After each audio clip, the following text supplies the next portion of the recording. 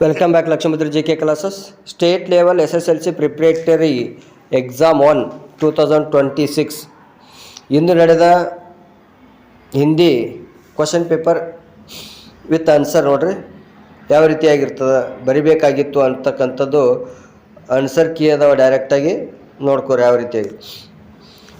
all questions ನೋಡ್ರಿ ಯಾವ ರೀತಿಯಾಗಿ ನೀವು ಬರಿಬೋದು ಒನ್ ಸೈಡ್ ನೋಡ್ರಿ ಇಲ್ಲಿ ಮಲ್ಟಿಪಲ್ ಚಾಯ್ಸ್ ಕ್ವಶನ್ಸ್ ಅವ ಫಸ್ಟಿಂದ ಆನ್ಸರ್ ಏನಪ್ಪ ಅಂತಂಬುದು ನೋಡ್ರಿ ನಿರ್ಗಮನ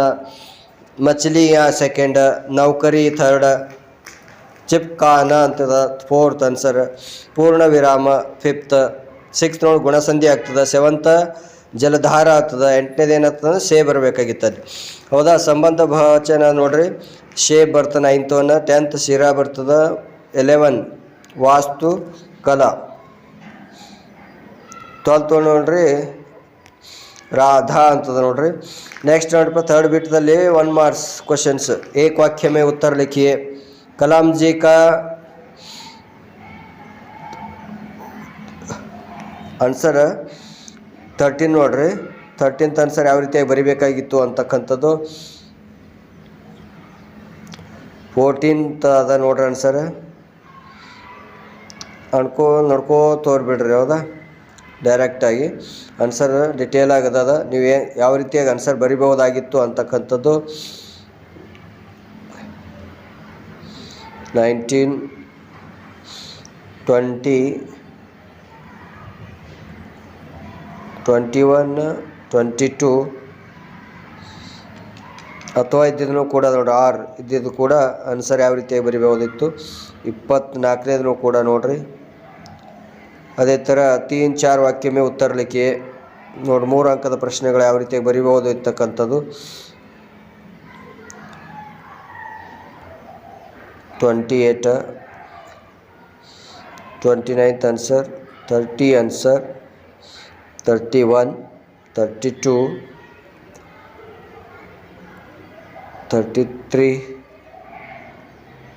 ಕನ್ನಡದಲ್ಲಿ ಟ್ರಾನ್ಸ್ಲೇಷನ್ ಮಾಡೋದು ನೋಡಿ ಕರ್ನಾಟಕದಲ್ಲಿ ಕಾವೇರಿ ಕೃಷ್ಣ ತುಂಗಭದ್ರಾ ನದಿಗಳು ಹರಿಯುತ್ತವೆ ಈ ನದಿಗಳ ಮೇಲೆ ಅಣೆಕಟ್ಟುಗಳು ನಿರ್ಮಿಸಲಾಗಿದೆ ಇವುಗಳಿಂದ ಸಾವಿರಾರು ಎಕರೆ ಭೂಮಿ ನೀರಾವರಿ ಆಗುತ್ತದೆ ಈ ಥರ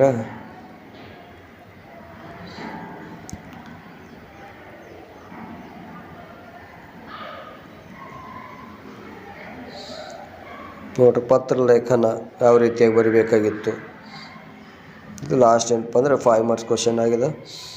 ಅಥವಾ ಇದನ್ನು ಕೂಡ ನೋಡ್ರಿ ಪ್ರಧಾನ ಅಧ್ಯಾಪಕರುಗಳು ಲಾಸ್ಟಿಗೆ ಧನ್ಯವಾದ ಬರೀಬೇಕು XYZ ದಿನಾಂಕ ಹಾಕಬೇಕು ಕಕ್ಷಾ ಅಂತ ಬರಿಬೇಕು ಹೌದಾ ಇಷ್ಟೇನಪ್ಪ ಅಂತಂದರೆ ಹಿಂದಿಕ್ಕೆ ಆನ್ಸರ್ಸ್